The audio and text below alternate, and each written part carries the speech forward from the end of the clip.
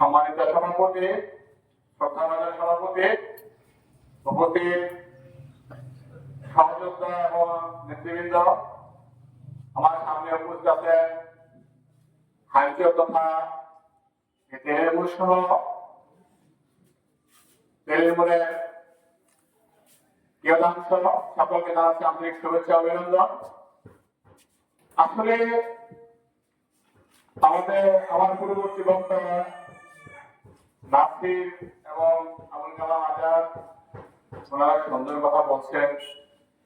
এই নদী ভাঙ্গন আমাদের হাইকোর্ট থেকে অনেক অনেক কিছু কিনে নিয়েছে, যা আমার উপস্থিত আজকের যে সম্মানিত সভাপতি উনি আসছেন বা আপনারা যারা মুরব্বীরা তারা দেখছেন হাইকোর্ট আমাদের হাইকোর্টের যে ভূখণ্ড সেই ভূখণ্ড কিভাবে ধ্বংস হয়ে গেছে, চোখের পলকে হয়ে গেছে। সেই আন্দোলন করতে গিয়ে ঢাকা আজকে হাইকোর্ট থেকে শুধু সেই প্রেস ক্লাব পর্যন্ত সকলে আমরা গেছি, লং পরে গেছি, কিন্তু এই হাইকোর্টের আদৌ আমাদের রাস্তায় নদীবাদ হয়নি।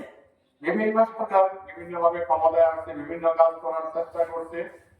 নাসির কিছুক্ষণ আগে আমি রাস্তায় আসতে আসতে নাসিরের কথা আমার কানে গেছে, তো আমি শুনছি নাসির কিছুক্ষণ আগে একটা বক্তব্য দিচ্ছেন, সেই বক্তব্য এরকম, যদি নদীর আমরা যে বালু উত্তোলন করি, এই বালু উত্তোলনটা যদি আমরা নদীর মানে সরকারি ভাবে সঠিক ভেজালের মাধ্যমে ড্রেজিং করে দুই পাশে আমরা পলি পাইতে পারি এবং সরকারের পক্ষ থেকে যদি স্থায়ী বাঁধের সৃষ্টি হয়, তাহলে অবশ্যই আমরা হাইকোর্টবাসী যতটুকুই আছি আগামী দিন পর্যন্ত আমরা থাকতে পারবো।